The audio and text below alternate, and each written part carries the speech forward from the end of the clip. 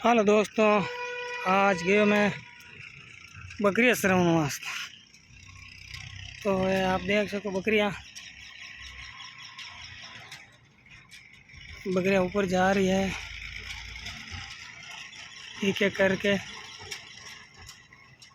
और है हमारी गांव नाड़ी, आप देख सको जबरदस्त नाड़ी रो लोकेशन। और अब बकरियाँ ने लेर जा रहे हैं घरे पड़न तावड़ो तावड़ो पड़े देना कहीं है कि घर जाऊँ आराम आराम करा रोटी वोटी जी में।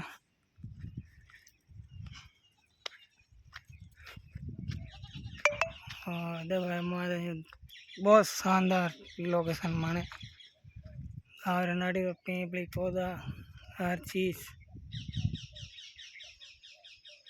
लोकेशन तो बस नंबर 1 लोकेशन है। तो अभी जाना पड़ी ऊपर से बुढ़नो बकरियाँ आई नाड़ी में पानी पी और बाहर निकल गई। मैं अब चढ़ रही हूँ सीढ़ियाँ ऊपर। दोस्तों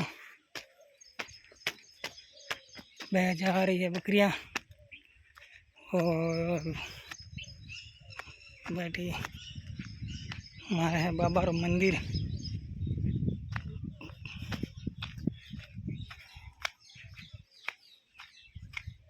है।